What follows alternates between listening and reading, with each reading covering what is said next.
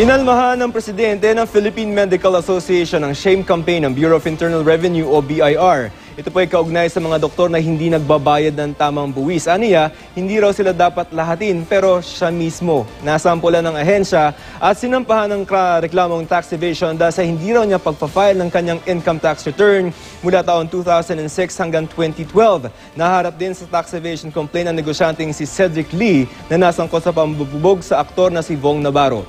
May report si Lia Manialak del Castillo. Mariing inalmahan ni Philippine Medical Association President Dr. Leo Olarte ang inilabas na shame campaign ad ng BIR laban sa ilang doktor na hindi raw nagbabayad ng tamang buwis.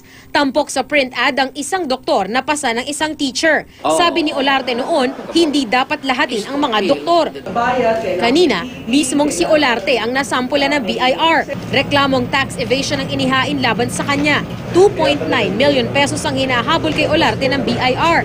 Sa investigasyon ng BIR, lumalabas daw na hindi nag-file si Olarte ng income tax return para sa mga kinita niya bilang doktor at propesor mula sa mahigit 2 pang employer mula taong 2006 hanggang 2012. Sabi ng BIR, noong isang taon pa sila nakatanggap ng reklamo laban kay Olarte. Kasi pag end dating, ibig sabihin nun, magsasara na siya ng negosyo. Kung wala ho yung VAT return na yan, yung sistema namin mag-flag yan na itong taon na ito hindi nagpa-file. No? So may penalty yan. Yan ho yung isa sa mga ginagawa ho ng ibang mga tao, no? Para ma-circumvent ho yung sistema ng bureau. Kaya nang makakuha raw ng ebidensya ang BIR, agad isinampa ang kaso laban kay Olarte. Sabi niya kung meron kaming alam na doktor na hindi nagbabayad ng tama at hindi nagpa-file ng tama, bakit hindi siya na lang ang filean natin? Rather than mangdamay pa siya ng ibang tao, di ba? Tingnan na lang muna natin yung nagsasalita, di ba?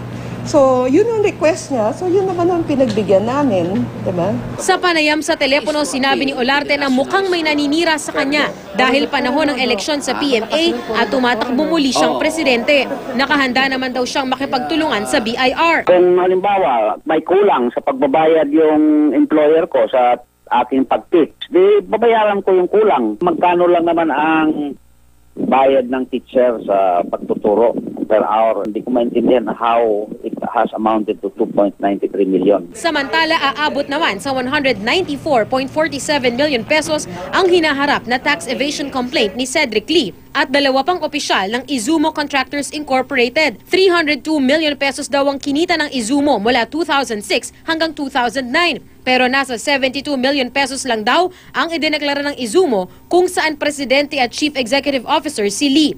Isa si Lee sa mga sinampahan ng kaso ni Vong Navarro dahil sa pambubugbog sa aktor. Sabi ni Lee, pinagtanggulang nila ang kaibigang si Denise Cornejo na pinagsamantalahan daw ni Navarro, bagay na itinanggi ng aktor. Sabi ni Lee, inaasahan na niya ang pagsasampa ng kasong ito ng BIR. Pakiramdam daw niya kasi ginigipit siya ng gobyerno ngayon. Ang sabi naman ng BIR, hindi si Lee, kundi ang Izumo ang inimbestigahan nila. May natanggap daw kasi silang confidential information sa hindi tamang pagbabayad ng buwis ng Izumo. Lia Manialak del Castillo, GMA News.